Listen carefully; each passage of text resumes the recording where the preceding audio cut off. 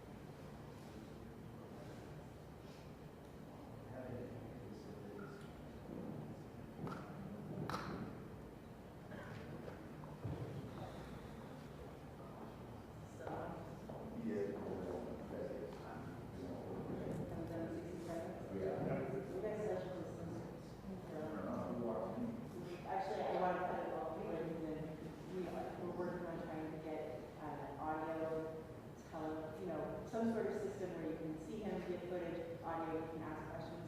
We hope to do that today with this function up. So this presumably should be the last one like this. What if we all just wear hazmat suits? Yeah, I'm trying to be very close, but just we're working on that and to make sure you guys get full video, audio, and opportunity to ask questions. It's in the works. If we've done this later today, we probably won't. So the last time we'll be together, I guess, for a while.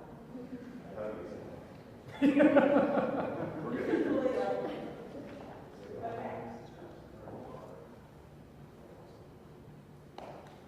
And we still water in here? Yeah, it's on the podium.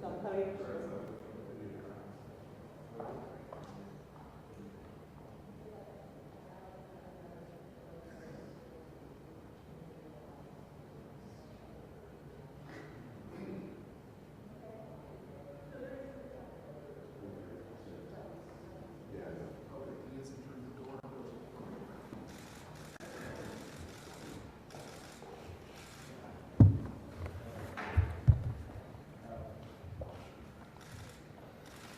All ready? Thank you. As you know, this is a very fast-moving and fluid situation. 4 days ago, we had 162 presumed coronavirus tests. Today, we have 568. So it's gone from 162 4 days ago to 568 today. It went from 21 deaths 4 days ago to 37 today. It is spread from 9 counties now to 15 today.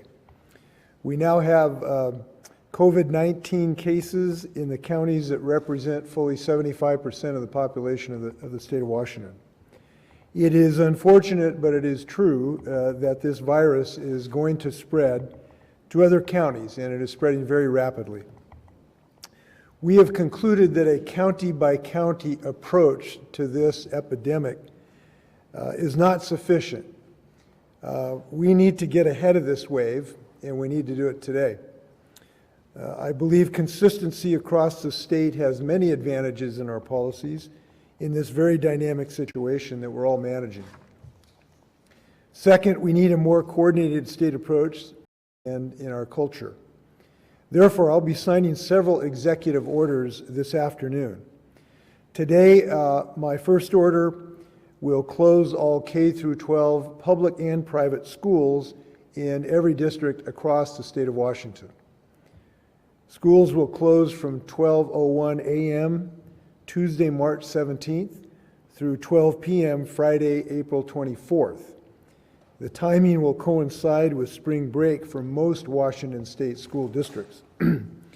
Under this order, schools must close and end classes by the end of this next Monday. The first possible weekday back would be April 27th. Just as with King, Snohomish, and Pierce counties, there are critical services that our schools provide that will need to continue during this closure period. That includes nutrition and childcare. This needs to be addressed throughout the state of Washington. I'm urging labor and management to work together in the best interests of our kids. This is not a vacation. Work may look different, but the expectation is that school employees will still be working. ESDs throughout Washington have been communicating with our superintendents across the state, and we're hearing that there is broad support for this position. Second, we are also going to restrict activity at all statewide public and private universities, colleges, community colleges, and technical schools, and private career schools, and apprenticeships. The restriction will essentially say that there will not be in-person education happening on their campuses. The same dates we are using for the K-12 school closure will also apply to the higher education closures as well. Although I don't think actually we should call them closures when it comes to colleges, because they will be able to continue robust online learning in many cases. Labs and clinics may continue if social distancing, 6 feet, is imposed and a person is designated by the college or institution to ensure implementation of social distancing. We also will permit continued core functions, including administration, safety, continued use of dorms, food service, research, and medical clinics. Third, on Wednesday, I announced a ban on events of 250 or larger in King, Snohomish, and Pierce counties. Today, I'm expanding that order across the entire state of Washington. As you know, the events that are prohibited are gatherings for social, spiritual, and recreational activities, including but not limited to community, civic, public, leisure, faith-based, or sporting events, parades, concerts, festivals, conventions, fundraisers, and similar activities. Fourth, on Tuesday, I put restrictions on visitors and protocols to nursing homes and assisted living facilities. I'm expanding this to include adult family homes. Long-term care workers, particularly those taking necessary classes and testing right now, are also facing disruptions as a result of the virus. Long-term care workers are required to complete training. However, I intend to waive specific statutes requiring strict compliance with training testing dates through April 9th. Later this afternoon, the Department of Labor and Industries will be issuing a hazard alert regarding the COVID-19 virus. We think this will help our businesses succeed in maintaining social distance and good, safe workplaces for workers across the state of Washington. I want to reiterate that I don't take these decisions lightly. We're doing this for the health of all Washingtonians, and I'll turn this over to Chris. Thank you, Governor Inslee. Chris Rakedall, Superintendent of Public Instruction. We've had a lot of conversations with superintendents and our educational service district leaders over the last 24 hours. And while there are still regions of our state that have not had a documented case, the concern of parents grows, as we have indicated earlier. The absentee rates grow. The number of our substitute teachers and bus drivers continues to cause disruptions in the ability to deliver school in a lot of these parts of our state consistently and equitably. For this reason, we support the governor and have encouraged this statewide consistency. This gives our state the ability now to operate as one entire unit in our approach to K-12 schools and our partnerships in higher education. As the governor indicated, there's some pretty essential services that we're going to challenge our districts to be a part of. I'm going to reiterate what I said yesterday in part. This is a moment for our organized labor partners and our superintendents and school boards to have a relentless commitment to the shared sacrifice of Washingtonians. We have to provide these essential supports to each other in our districts, to our kids and their families. The work will be different. There's going to be expectations that don't look like a traditional school day, but our commitment to vulnerable populations, food and nutrition, and getting our seniors and juniors the credits they need to transition will continue to be the initial work that we do. Our districts are showing remarkable progress already in building out a comprehensive food network for our students. We have the flexibility we need now to do that work in every single district. There are no food shortage issues. We're going to use bus drivers, for example, to deliver food. We're going to use paraeducators and some teachers to make sure that our most vulnerable kids get supports. We're doing one-on-ones already with seniors to make sure that the continuity of their learning continues. Our work is moving forward. It just looks differently.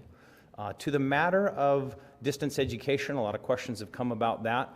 Again, the governor has been really encouraging of districts to be creative about this process, and this permits that. Our districts are grappling with some federal regulations, and we're going to push through that, I think, in the next 24 hours in guidance to our districts. We want them to be creative. We want them to be innovative. This is an opportunity for all of them.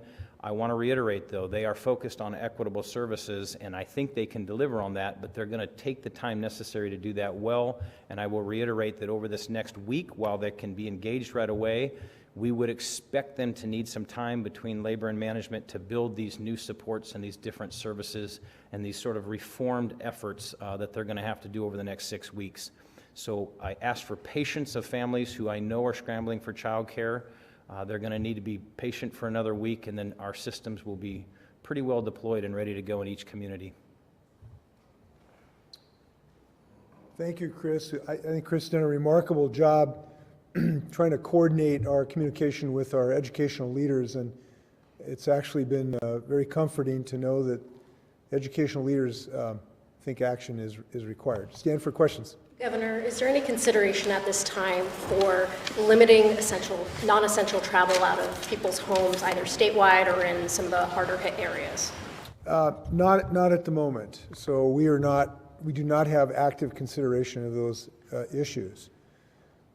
But obviously, this is a very fluid situation, and we will make the best decisions going forward as we can. Governor, you've been asking the federal government to declare a state of emergency. President Trump has just done so. What is your response to that? What does that mean to our state? Who might that help? Yeah, I talked to the vice president about this yesterday and asked him to urge the president to make such a declaration. And that is helpful to the state of Washington because it will make some Medicare and Medicaid benefits eligible where they would not be eligible. It helps with the public messaging as well to let all Americans know how serious this challenge is. So it has been helpful. And I thank the vice president for his help in this regard. I also had some discussions yesterday with him about the possibility of Washington State helping expedite some of the laboratory testing protocols that have been challenging, and a couple other issues. So we're glad that the federal government has helped in this regard. Governor, how will you be monitoring food distribution? I'll come back to I just want to this. follow up on the school workers. You mentioned yesterday that a state of emergency might help them. How might it help them? Well, it helps them possibly, and this is only a possibility at the moment, with coverage of unemployment insurance. The type of declaration the president made today probably will not be able to help in that nature of that specific requirement. But I'll tell you how it will help, and I'm glad this happened today, is to really add motivation of Americans to help us in this effort. And I'm really serious about this. You know, Chris and I and school directors and legislators, we're doing some positive things together. I talked to Republican leaders today. I really appreciate their leadership in the legislature getting the funding package through of $200 million. But the people who really count here are just, you know, John and Joe Smith, the citizens. I'll give you an example. What's really going to be the most effective thing here are people making individual decisions to do social distancing and keep this virus from overtaking the state of Washington.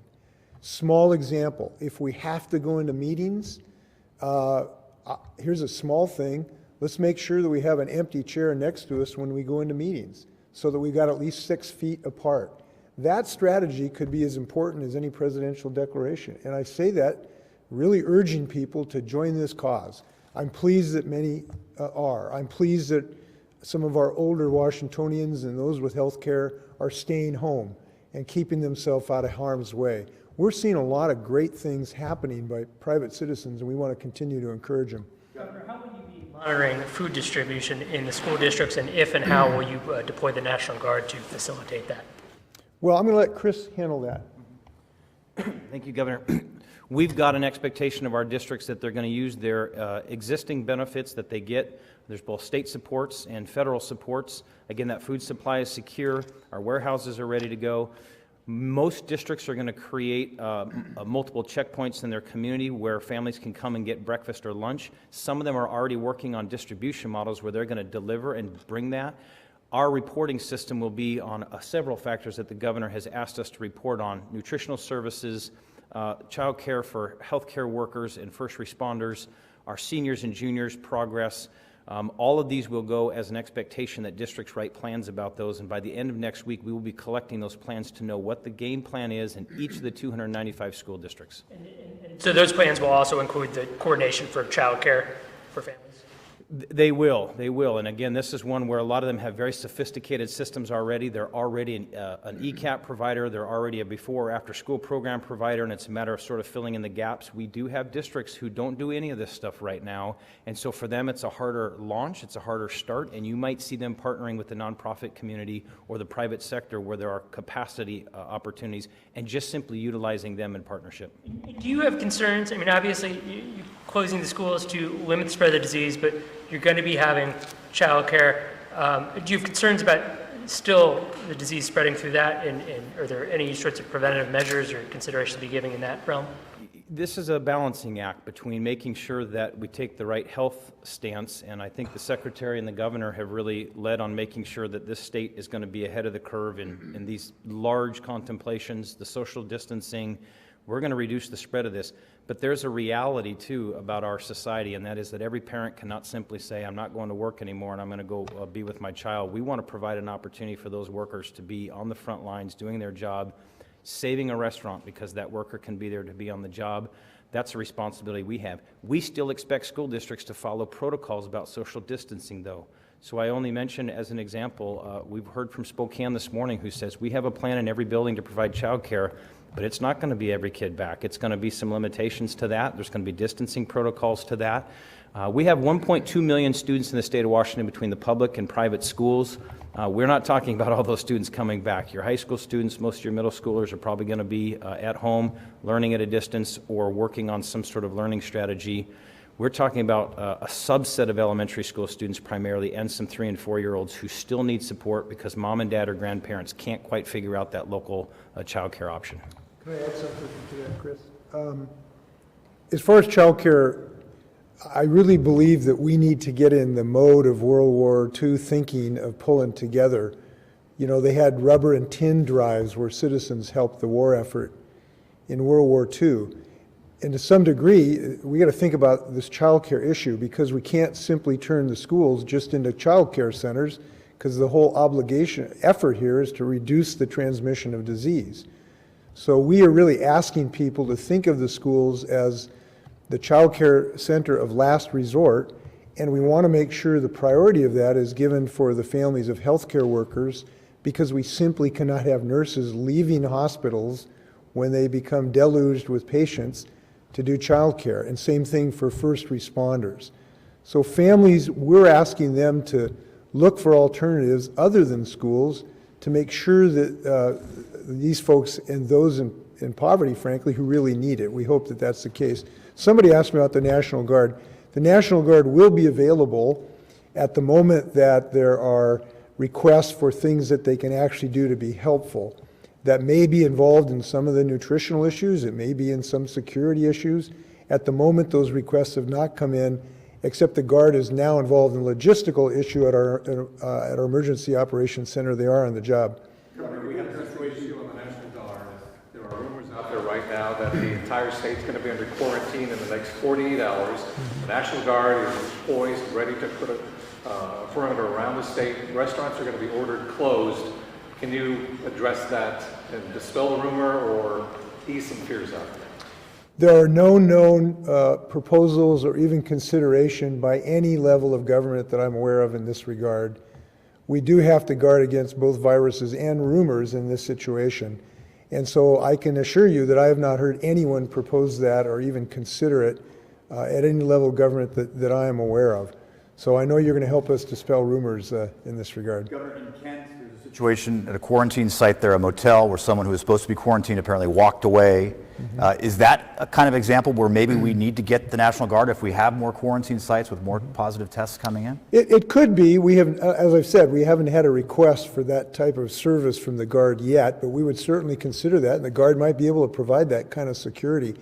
I will say that we have witnessed a remarkable degree of compliance with voluntary decisions to stay in isolation. The person you're talking about, I don't know if they were under a legal restriction or just a self-imposed. I don't know the answer to that. But yes, the Guard will be there when we ask them to be there, and we know how talented they are. To that point, Governor, are you doing anything to make sure there aren't more walkaways from quarantine sites? Because it obviously has the nearby communities nervous when that happens. Well, obviously, if there are legal quarantines, that means a legal decision that a person cannot go out in public. I'm not even sure there actually are legal quarantines at the moment. I think the vast majority have been requests, and the vast majority of people have complied without any legal prohibition. But yes, obviously, if there's a legal prohibition, we'll exercise all due efforts to make sure they follow that legal rule. And the Guard could be helpful. As I said, when they're asked, they can be there. The President and Vice President talked a little bit about last hour setting up drive-through testing centers and store parking lots. It seems likely we would be the first to have that. I'm sorry?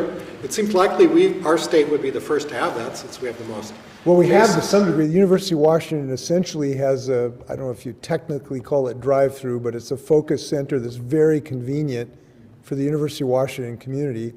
I think in Everett, I've heard that there's some consideration of setting up such a system. I want to mention this testing issue because I know people are concerned about it. I got a report yesterday that looked like the turnaround time for tests that when samples are taken are anywhere from a day to 48 hours. So in Washington, we've appear to have a pretty good system to get tests done in a timely fashion up and running. We know that has not been the case in other places in the nation. It's one of the reasons I talked to the Vice President yesterday. We're thinking about possibly being able to allow our labs to help the federal government in their responsibility to certify labs so that they can start really doing huge throughput. So we're examining the possibility of that right now. Governor, I was talking to the House Minority Leader, J.T. Wilcox, this morning. He said, he supported your decision yesterday on King, Snohomish, and Pierce counties, but he said he had some concern about extending this ban across the state because of the economic disruption that it would cause and sort of the personal chaos in people's lives. And then that might be a very heavy cost in places that haven't even had any cases yet. What would your response be to that? I talked to JT this morning about this issue, and I've appreciated his attitude towards this, and Senator Schussler of the Senate, both. They've been helpful in allowing us to consider these issues. What I would say is that those questions are very, very legitimate. Look, to be concerned about economic impact of these closures, to be concerned about the family's disruption with child care needs, to be concerned about whether for sure we're going to be able to do the nutritional needs, these are really legitimate concerns. So I would say these are really important questions. And we have asked all of those questions in depth. And I believe we have come up with something that my health department has said clearly we have a clear and present danger of rather epic proportions in the state of Washington. I'm not sure we've ever faced this since the 1918 Spanish flu. And clearly there is a good reason, many reasons to believe that reducing the contacts of children in a school can reduce the transmission rate, and really good reasons to believe that to make it effective, you've got to be ahead of the whole peak of the epidemic. And really, and also clear that we have educational communities that have shown great creativity in solving these problems. So you put all those things together, and we've decided in a very difficult judgment call that this is in the best interest of all Washingtonians to take this. But I want to say I appreciate a lot of the Republican legislators who acted with great dispatch to pass this $200 million appropriation. And I asked JT that any concerns as this develops he has to give me a call, because there's things we can do to help local communities get through this. So far I think that's a good working relationship. You'll have to ask him specifically about his thoughts today. Governor, there's been a report now, a Department of Correction employee up in Monroe tested positive. Are steps being taken to remove or transfer inmates to other facilities, lock down the prison? What's the response?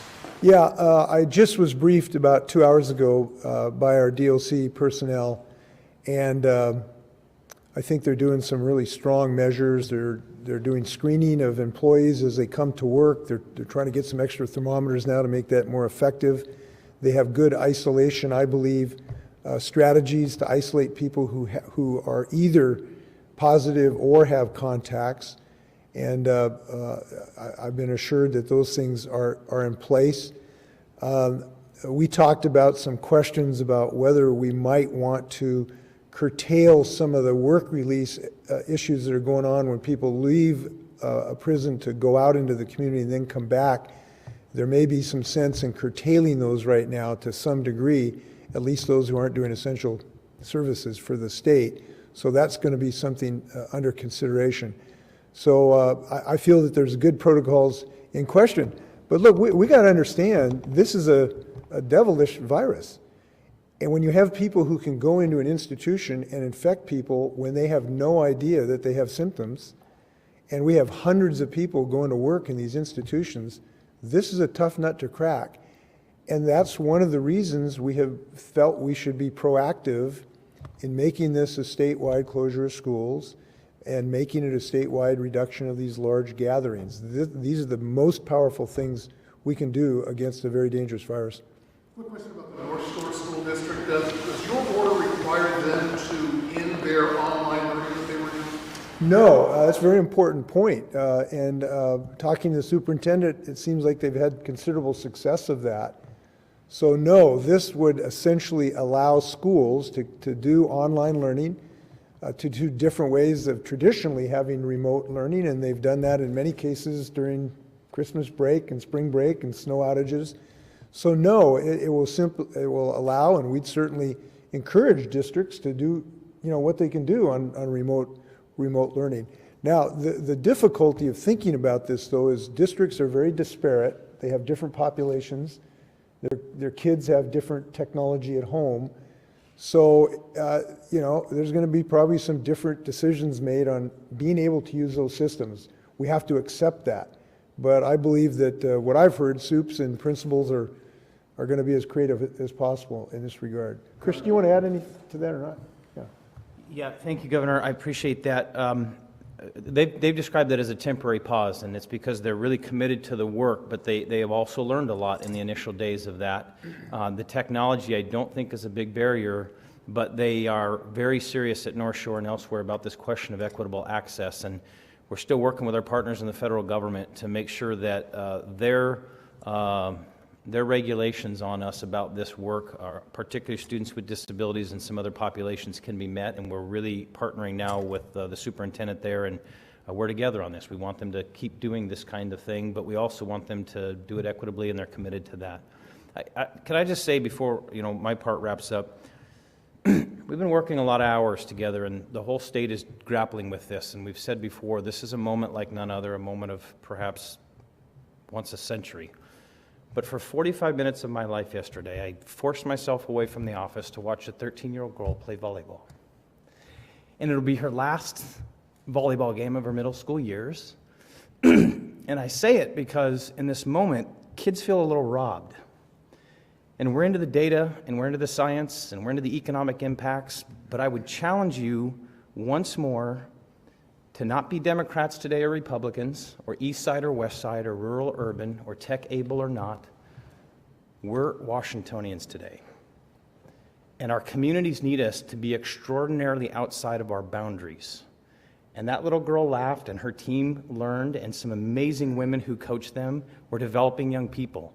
And we're getting back to that day. We're going to get back to that day, but right now, we have to put away some of the framework we have about what we ought to be doing and what we should have been doing and where we're going to what can we do together. And I'm looking forward to the day when we get past this as a state and we learn a lot from it, and kids are kids in school again, and that contact that they have with teachers matters. This online learning protocol is an opportunity for us. It is not the default model necessarily in a crisis, and it is not the default model when we get to normal times again. Schools matter, not just for the content, but how kids interact and how they relate in the social emotional learning. And for 45 minutes yesterday, life was normal. And I'm really confident in Washington State we're going to get back there again. But for right now, let's be the ultra human beings we can in shared sacrifice together to get over the hurdle together. And I know the state of Washington will lead the nation in that way. Thank you. Be safe. Wash your hands.